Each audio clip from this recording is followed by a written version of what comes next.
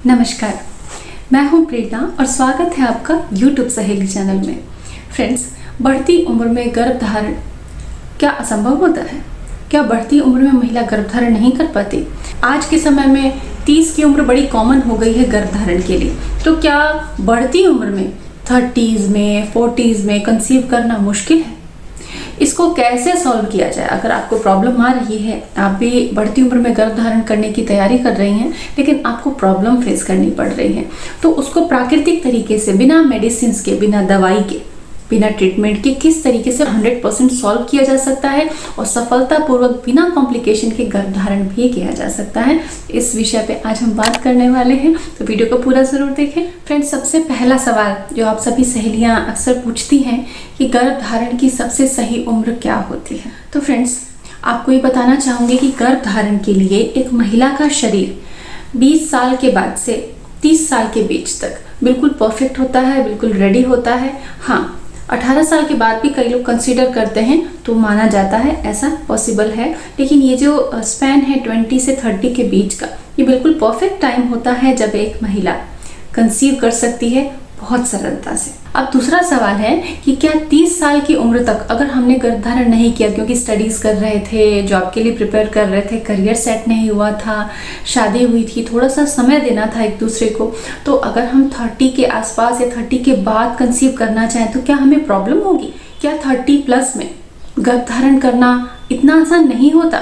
Friends, 30 plus होने पर भी आपकी डाइट, आपकी हाइट के अकॉर्डिंग आपका वेट, आपकी बॉडी की फ्लेक्सिबिलिटी, आपका ओव्यूलेशन का स्टेटस, यानी कि हर महीने आप ओव्यूलेट कर रही हैं या नहीं कर रही हैं, आपकी पीरियड साइकिल किस तरीके से है, अगर आप फिटनेस मेंटेन कर रही हैं तो 30 के बाद भी आपके लिए कंसीव करना बिल्कुल भी मुश्किल नहीं है, आपको सरलता से कंसीव हो सकता है और इसके लिए आपको चिंता करने की ज़रूरत नहीं है। लेकिन 30 प्लस हैं और अगर कंसीव करना चाहती लेकिन फिटनेस नहीं है, तो अगर आप 30 प्लस हो चुकी हैं और अब आप प्लान कर रही हैं कि यस, अब मैं गर्भधारण के लिए तैयार हूँ, अब मैं नई जिम्मेदारियां उठा सकती हूँ, तो एक बार देखिए कि आपके पीरियड्स रेगुलर हैं या नहीं, आप ओव्यूलेट कर पा रही हैं या नहीं कर पा रही हैं। ओव्यूलेशन समझने के लिए मेरे चैनल पे ओव्यूलेशन सिम्टम ट्रैकिंग से रिलेटेड कई वीडियो हैं, उस पूरी सीरीज को प्लेलिस्ट में जाके देखिए, समझिए।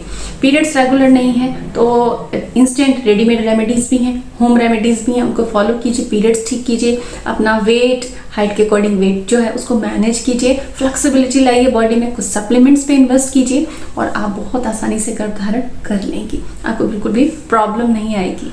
अब आते हैं तीसरे सवाल पे, जो कि बहुत ज़्यादा इम्पॉर्टेंट है कि जनरली देखा जाए तो 35 प्लस मतलब 35 साल के बाद फर्टिलिटी घटती है।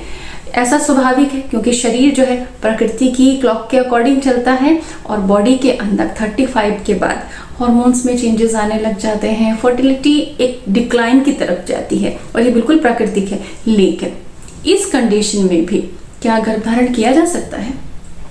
जी हाँ, किया जा सकता है। आप जैसी ही बहुत सारी सहेलियों ने YouTube सहेली चैनल के वीडियोस को फॉलो करके, डाइट एंड न्यूट्रिशन टिप्स को फॉलो करके गर्भधारण किया है, चाहे वो पहली प्रेगनेंसी हो चाहे वो दूसरी प्रेगनेंसी हो। तो ऐसा क्या होता है इस समय जिससे कि फर्टिलिटी घट जाती है?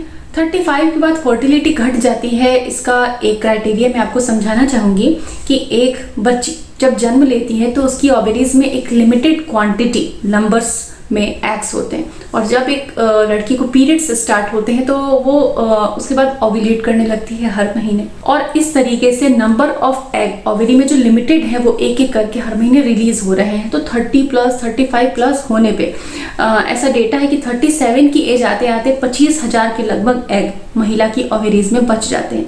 लेकिन ये नहीं कहा जा सकता कि वो सारे पोटेंशियल हैं, सारे एग्स बेस्ट क्वालिटी होते हैं, क्योंकि क्वालिटी भी घटती जाती है। तो 35 प्लस में चैलेंज होता है कि एग क्वालिटी को मेंटेन रख सके। अगर आप मेंटेन कर रहे हैं, उसको मेंटेन करने के लिए मैंने बहुत सारी डाइट टिप्स आपको बताई है जो बिल्कुल प्राकृतिक है। डाइट में थोड़ा सा बदलाव करके आप अपनी एग क्वालिटी को इम्प्रूव कर सकते हैं, पुरुष अपनी स्पर्म क्वालिटी को भी इम्प्रूव कर सकते हैं और कंसीव करना बिल्कुल भी मुश्किल नहीं, लेकिन थोड़े से इफर्ट्स करने पड़ते हैं।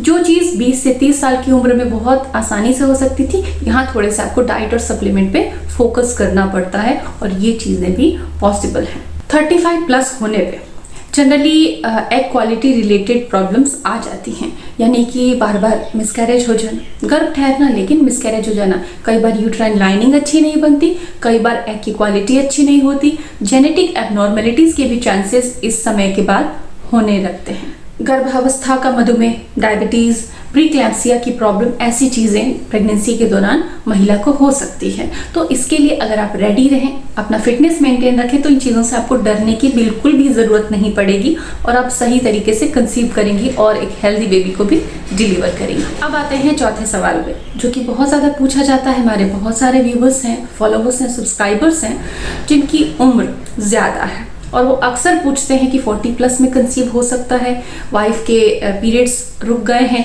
तो क्या वो वापस से स्टार्ट हो सकते हैं, मीनोपॉज की तरफ जा रहा है शरीर, हार्मोन्स, तो अब ऐसे कंडीशन में क्या कंसीव किया जा सकता है? तो फ्रेंड्स, कुछ प्राकृतिक चीज़ें ऐसी हैं जिनको अगर आप लें तो अपने हार्मोन्स का बैलेंस रिस्टोर करके और कंसीव कर सकते हैं, या फिर ऐसी कंडीशन में आप असिस्टेड रिप्रोडक्टिव टेक्नोलॉजीज का यूज़ करके उनकी हेल्प लेके भी कंसीव कर सकते हैं। लेकिन कई सारे हमारे फॉलोअर्स ऐसे हैं जिन्होंने 42 की एज में भी नेचुरली कंसीव किया है, जिनके कई बार IVF भी फेल हो गए थे, IUI भी फेल हो गए थे और उन्होंने नेचुरल तरीकों को अपनाया।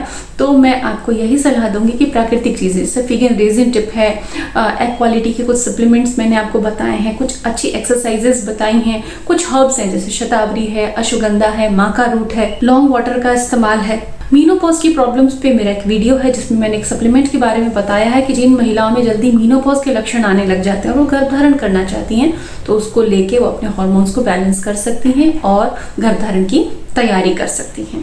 आप एग फ्रीजिंग का भी ऑप्शन देख सकती हैं। इसके अलावा आप विटामिन डी का अच्छा सप्लीमेंट लें, डेयरी प्रोडक्ट्स अच्छे से लें, अपने खान पान में protein, dry fruits, healthy fat की मात्रा अच्छी रखें। तो इन चीज़ों को फॉलो करके और यूट्यूब सहेली के जो बहुत सारे वीडियोज़ हैं डाइट एंड न्यूट्रिशन पे, उनको फॉलो करके आप बढ़ती उम्र में भी बहुत आसानी से कंसीव कर सकती हैं। तो फ्रेंड्स, उम्मीद करती हूँ कि हमारी बहुत सारी प्यारी प्यारी सहेलियों ने जो सवाल पूछे थे उनके जवाब उनको मिल गए होंगे और अब आप पूरे आत्मविश्वास के साथ गर्भधारण की तैयारी कर सकती हैं और टिप्स को फॉलो कर सकती हैं। ये टिप्स बिल्कुल नेचुरल है, हमारे खान पान से जुड़े हुए हैं और शरीर को बिल्कुल रूट से, प्राकृतिक तरीके से, पूरी जड़ से ठीक करते हैं, आपके हार्मोन्स को हमेशा के लिए ठीक करते हैं। तो फ्रेंड्स, इसी तरह आप मुस्कुराते रहें, हंसते रहें, स्वस्थ रहें।